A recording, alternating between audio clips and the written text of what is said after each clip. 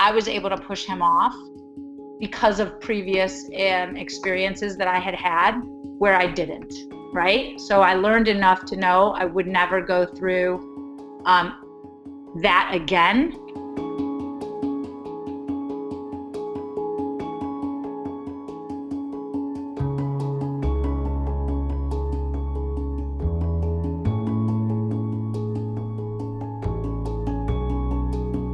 When I was around 14 or 15, I was entered into this small beauty pageant. And after the beauty pageant was over, this man came up to my mom and I and offered me a job. I got this job at this restaurant as a waitress. It was my first job right out of school.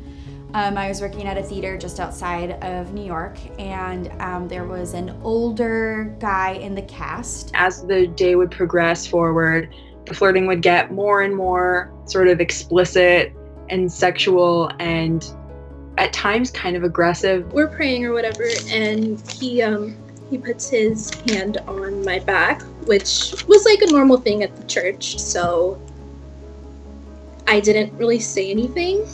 But then his hands kind of started moving, and like I said, it was in the summertime, so it was hot. I was wearing a dress, and I was so scared that I didn't say anything at the time. Women are generally not believed, but women of color are not believed more. One time he made this comment to me, and he said, you know, Latinas are kind of like this exclusive thing. And I was like, okay, what do you mean?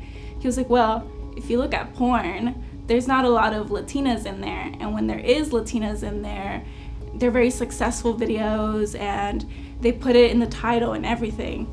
And I was like, under his office was this company that sold quinceañera dresses, quinceañera accessories and everything. And he said he wanted to make an ad. And then we went out to the back and he started taking pictures of me. He said he was gonna be for an ad, but I was wearing my normal clothes and I wasn't wearing anything quinceañera. So that felt a little weird, but I was like, okay, I don't know what he might Photoshop something. To this day, I don't know what happened to those pictures. I don't know what he did. I was working with the school district, and I was new.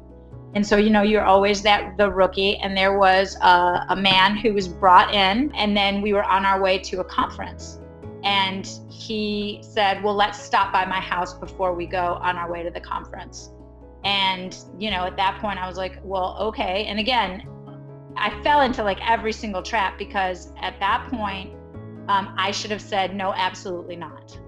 Right? We think we should, but you don't, because you're like, what do I say? And so when he came closer to me and he said, come on, you know, let me kiss you. Come on, let's do this. And he started touching me. You know, at that point, I was able to push him off, and he laughed. I'll never forget like that laugh. Like he was just kind of like laughing, and he said, well, that's okay. Maybe next time then. I ended up reconnecting with one of my friends from high school, and she actually told me a really similar story that had happened to her after I left. And even she like posted the hashtag too today, and it sucked because I knew what she was talking about. He would be like, oh, you look great today, or like, I don't want to sound too grandpa-y, but like creepy grandpa, but your legs look great. And I didn't know how to react to it other than saying, oh, thank you. It's really hard for women in the business because you don't want to lose your job. You want to be able to get a job. It's violence against women. It's sexual harassment toward women. There's the person who's doing it is like invisible. It's this invisible face.